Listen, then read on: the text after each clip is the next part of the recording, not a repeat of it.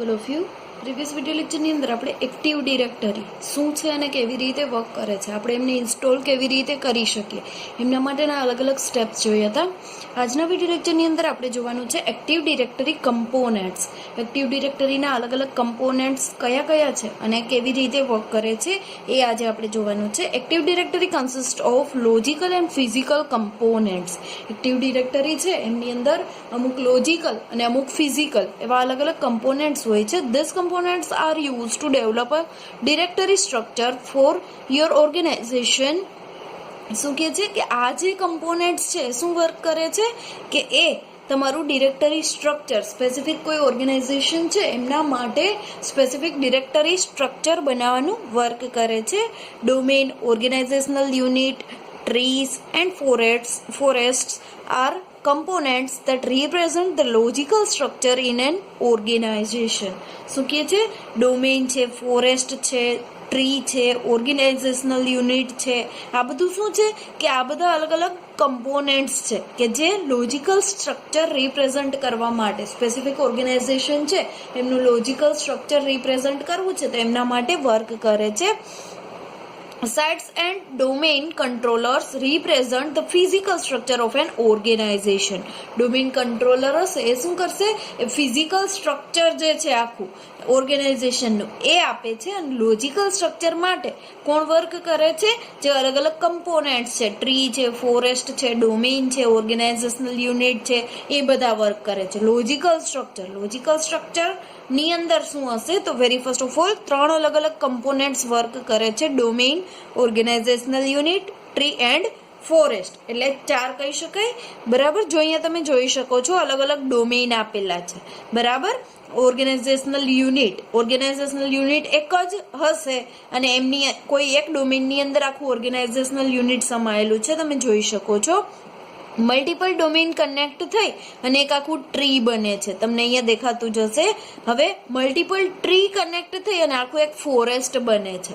બરાબર, તો આ રીતે આખું સ્ટ્રક્ચર છે લોજિકલ સ્ટ્રક્ચર કોઈ સ્પેસિફિક ઓર્ગેનાઇઝેશન માટેનું.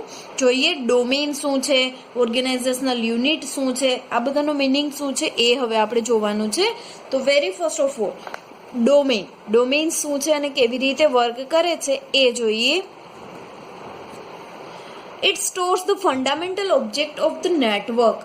કોઈ પણ નેટવર્કનો ફંડામેન્ટલ ઓબ્જેક્ટ મીન્સ કે પાયાનો જે ઓબ્જેક્ટ છે, સ્ટાર્ટિંગમાં જે ઓબ્જેક્ટથી નેટવર્ક બનવાનું સ્ટાર્ટ થયું છે એમને સ્ટોર કરે છે domain. It is central unit of the logical structure. શું કહે છે? કોઈ પણ નેટવર્કનું લોજિકલ સ્ટ્રક્ચર છે એમના માટેનું સેન્ટ્રલ યુનિટ છે ડોમેન. જેવી રીતે આપણે એઝ અ સેન્ટ્રલ યુનિટ બધાનું કંટ્રોલિંગ કરવાનું વર્ક કરે છે એ રીતે ડોમેન શું કરશે? બધાનું કંટ્રોલિંગ કરવાનું વર્ક કરે છે. The network object such as the printer, documents, email addresses, databases and the users allows network community members to perform their respective tasks. શું કહે છે કે અલગ અલગ ઓબ્જેક્ટ નેટવર્કની અંદર ઘણા બધા અલગ અલગ ઓબ્જેક્ટ હશે, જેમ કે પ્રિન્ટર છે, કોઈ ડેટાબેઝ છે, કોઈ ઈમેલ એડ્રેસ છે, કોઈ ડોક્યુમેન્ટ છે કે જેને આપણે એક જગ્યાએથી બીજી જગ્યાએ ટ્રાન્સફર કરી શકીએ છીએ. નેટવર્કની અંદર જોડાયેલા મેમ્બર વચ્ચે એમને શેર કરી શકીએ છીએ. તો આ જે બધા અલગ અલગ ઓબ્જેક્ટ્સ છે એ શું કરે છે? એ પોતપોતાનું રિસ્પેક્ટિવ ટાસ્ક પરફોર્મ કરે છે. The domain includes all network object and there information. Domain શું કરે છે? આ જે અલગ અલગ નેટવર્ક ઓબ્જેક્ટ છે એ અને એને રિલેટેડ જે અલગ અલગ ઇન્ફોર્મેશન છે આ બધાને પોતાની અંદર સ્ટોર કરીને રાખવાનું વર્ક કરે છે. Active directory contains multiple domain and this domains can spread itself on the different network location of an organisation. Active directory છે એ મલ્ટિપલ ડોમેનને સ્ટોર કરવાનું વર્ક કરે છે. એક્ટિવ ડિરેક્ટરી પાસે મલ્ટિપલ ડોમેન હશે. આ જે મલ્ટિપલ ડોમેન છે એ કોઈ એક સ્પેસિફિક ઓર્ગેનાઇઝેશન યુનિટની અંદર અલગ અલગ જગ્યાએ મૂકવામાં આવેલા હશે, અલગ અલગ લોકેશન ઉપર આવેલા હશે. The characteristics of domains are. ડોમેનની અલગ અલગ કેરેક્ટરિસ્ટિક્સ જોઈએ તો શું છે? Include all the network object and store information of an object. શું કહે છે? નેટવર્કની અંદર જે અલગ અલગ ઓબ્જેક્ટ છે, પ્રિન્ટર છે, ડોક્યુમેન્ટ છે, ઈમેલ એડ્રેસ છે, આ બધા જે અલગ અલગ ઓબ્જેક્ટ છે એમને પોતાની અંદર ઇન્ક્લુડ કરે છે, એઝ વેલ એઝ એમને રિલેટેડ ઇન્ફોર્મેશન છે એ પણ પોતાની અંદર સ્ટોર કરીને રાખે છે. અલાઉસ access to the domain object by using permission in the access control list. શું કહે છે કે આ જે અલગ અલગ ડોમેન ઓબ્જેક્ટ છે એમને એક્સેસ કરવા માટેની પરમિશન પ્રોવાઈડ કરે છે. એક્સેસ કંટ્રોલ લિસ્ટની અંદર પરમિશન સેટ કરે છે. This permission determine the type of user that can access the object and the type of access for that user. શું કહે છે કે અલગ અલગ ટાઈપના યુઝર હશે જેને અલગ અલગ ટાઈપની એક્સેસ પ્રોવાઈડ કર્યા હશે. ફોર એક્ઝામ્પલ, આપણે કમ્પ્યુટર લેબની અંદર જઈએ છીએ તો ત્યાં આપણે નેટ યુઝ કરી શકીએ, બટ ફેસબુક છે, ઈમેલ છે, આવી કોઈ પણ સોશિયલ સાઇટ્સ યુઝ કરી શકીએ નહીં. એમના માટેના એક્સેસ આપણી પાસે છે નહીં. તો સેમ એ રીતે અહીંયા અમુક યુઝર હશે એમને અમુક ટાઈપના એક્સેસ પ્રોવાઈડ કર્યા હશે, બરાબર. અમુક એક્સેસ એવા હશે કે જે આટલા યુઝર્સને જ પ્રોવાઈડ કરવાના છે. તો આ બધું જે સેટલમેન્ટ છે, આ બધું જે સેટિંગ છે કોણ કરે છે? એ ડોમેન્સ કરે છે. The domains object are the files, folder, shares and printers. Domain object આપણે કોને કહી શકીએ? જે અલગ અલગ ફાઇલ્સ છે, ફોલ્ડર્સ છે, પ્રિન્ટર્સ છે, આ બધાને ડોમેન ઓબ્જેક્ટ કહી શકીએ છીએ. To allows all the domain in the network to utilize Active Directory services, you should use domain functional level available as follow. જો નેટવર્કની અંદર આવેલા બધા જ ડોમેઇનને આપણે એક્ટિવ ડિરેક્ટરી એક્સેસ કરવા માટેની પરમિશન આપવી છે, એક્સેસ કરવા માટેનું ફેસિલિટી પ્રોવાઈડ કરવી છે, તો એમના માટે આપણે અમુક ફંક્શનલ લેવલ છે કે એમનો યુઝ કરવો પડશે. ડોમેઇન ફંક્શનલ લેવલનો યુઝ કરવો પડશે, જેમની અંદર ફર્સ્ટ વન છે વિન્ડોઝ 2000 મિક્સ્ડ એડિશન. આ અલગ એડિશન્સ છે ઓપરેટિંગ સિસ્ટમ માટેની. Allows Windows Server 2008 domain controller to communicate with domain controllers in the domain running with Windows NT 4, Windows 2000 or Windows 2008. Windows 2000 mixed addition જે છે એમની અંદર શું છે કે 2008ના જે ડોમેન છે, Windows server 2008 operating system use કરતા જે ડોમેન છે એ Windows NT4 operating system, Windows 2000 operating system and Windows 2008 operating system વાળા કોઈ પણ ડોમેન જોડે કમ્યુનિકેશન કરી શકે છે. ત્યાર પછી નેક્સ્ટ વન એ જ રીતે છે વિન્ડોઝ 2000 નેટિવ એડિશન. એમની અંદર શું છે તો 2008 વાળા જે ડોમેન કંટ્રોલર છે એ વિન્ડોઝ 2000 એન્ડ વિન્ડોઝ 2008 વાળા જે અલગ ડોમેન છે એમની જોડે કમ્યુનિકેશન કરી શકે છે. ત્યાર પછી નેક્સ્ટ વન છે વિન્ડોઝ સર્વર 2003 ઇન્ટ્રીમ એડિશન. એમની અંદર શું છે? વિન્ડોઝ સર્વર 2003 ની અંદર જે ડોમેન કંટ્રોલર છે એ ઓપરેટિંગ સિસ્ટમ યુઝ કરતા જે ડોમેન કંટ્રોલર છે વિન્ડોઝ NT4 ઓર વિન્ડોઝ 2003 જોડે કમ્યુનિકેશન કરી શકે છે. વિન્ડોઝ સર્વર 2003 આ જે એડિશન છે એમની અંદર 2003 વાળા જે ડોમેન કંટ્રોલર છે એ વિન્ડોઝ સર્વર 2003 વાળા ડોમેન કંટ્રોલર જોડે જ કમ્યુનિકેશન કરી શકે છે. વિન્ડોઝ સર્વર 2008 ની અંદર પણ સેમ એ જ રીતે છે. વિન્ડોઝ સર્વર 2008 વાળા ડોમેન કંટ્રોલર છે એ વિન્ડોઝ સર્વર 2008 વાળા ડોમેન કંટ્રોલર જોડે પણ કમ્યુનિકેશન કરી શકે છે. તો આ અલગ એમના જે લેવલ છે, ફંક્શનલ લેવલ છે કે જે કોઈ પણ એક્ટિવ ડિરેક્ટરી યુઝ કરવા માટે યુઝમાં આવે છે. ત્યાર પછી નેક્સ્ટ વન જોઈએ આપણે ઓર્ગેનાઇઝેશનલ યુનિટ આપણે કોને કહી શકીએ. ઓર્ગેનાઇઝેશનલ યુનિટ શું છે? તો it organize the domain objects into a logical administrative group. શું કહે છે?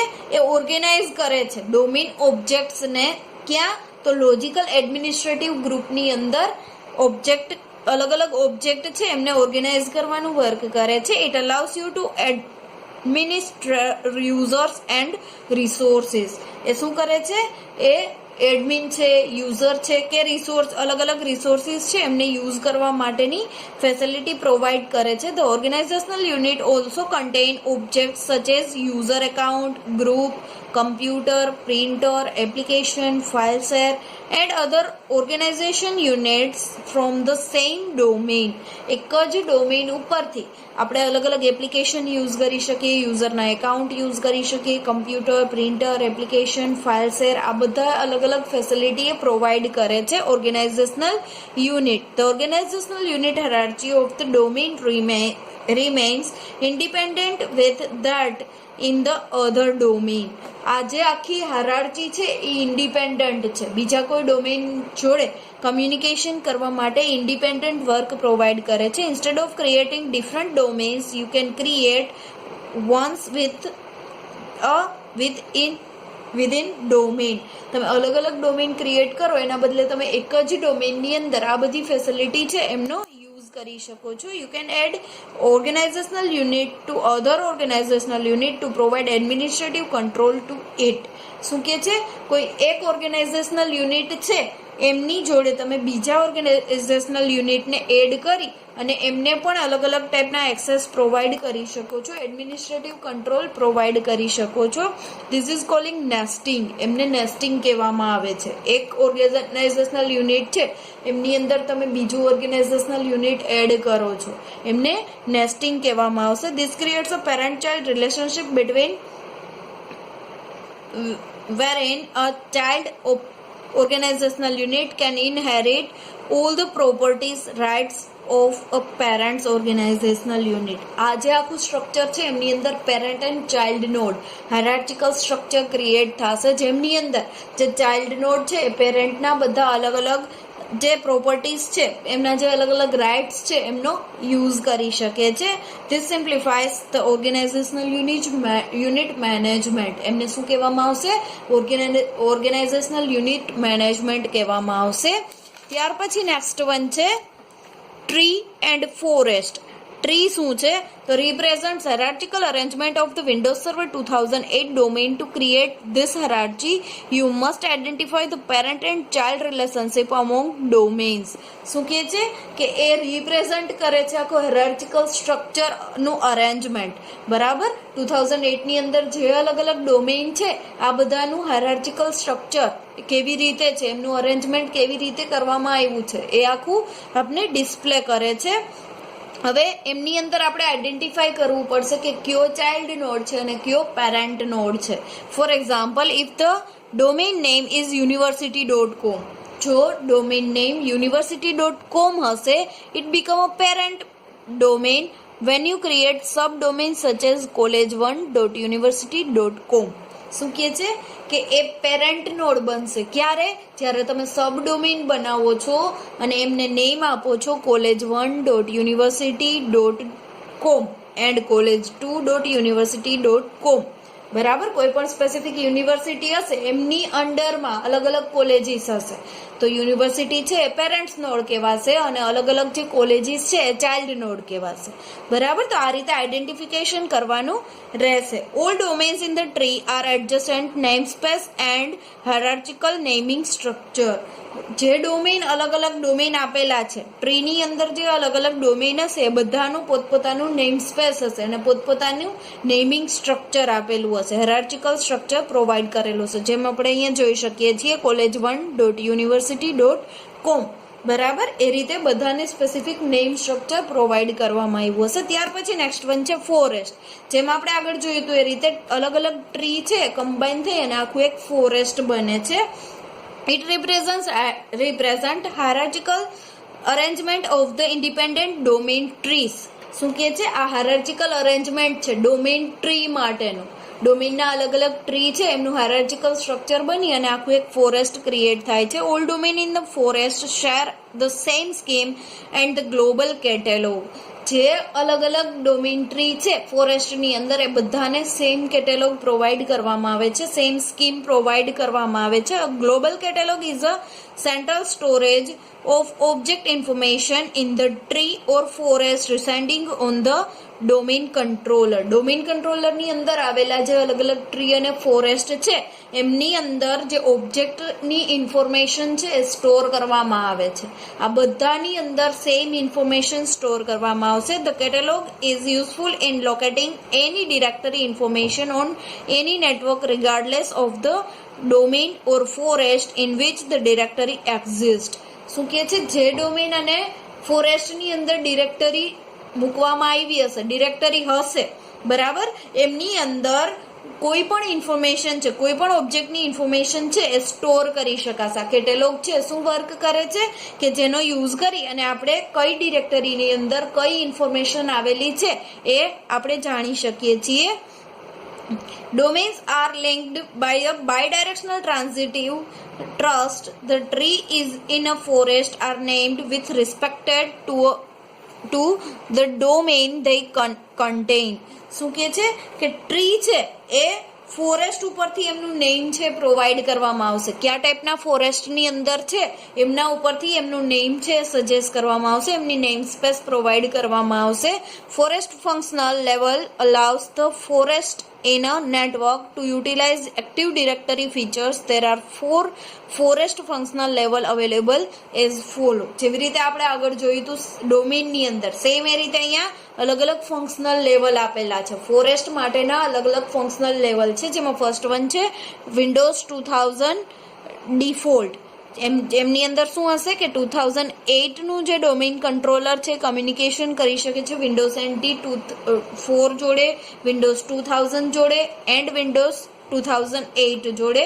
વિન્ડોઝ સર્વર 2003 ઇન્ટ્રીમ છે, એમનું જે અલગ અલગ ડોમેઇન કંટ્રોલર છે જે વિન્ડોઝ સર્વર 2003 નો યુઝ કરે છે એ વિન્ડોઝ NT 4 ઓર વિન્ડોઝ 2003 સર્વરનો જોડે કમ્યુનિકેશન કરી શકે છે. વિન્ડોઝ સર્વર 2003 છે એ વિન્ડોઝ સર્વર 2003 જોડે કમ્યુનિકેશન કરી શકશે. વિન્ડોઝ 2008 યુઝ કરતું જે ડોમેઇન કંટ્રોલર છે એ વિન્ડોઝ સર્વર 2008 વાળા જે ડોમેઇન કંટ્રોલર છે એમની જોડે કમ્યુનિકેશન કરી શકે છે. તો આ રીતે અલગ અલગ tree, forest, domain and organisational unit છે કે જે એક્ટિવ ડિરેક્ટરીના અલગ અલગ કમ્પોનેન્ટ્સ છે એ વર્ક કરે છે.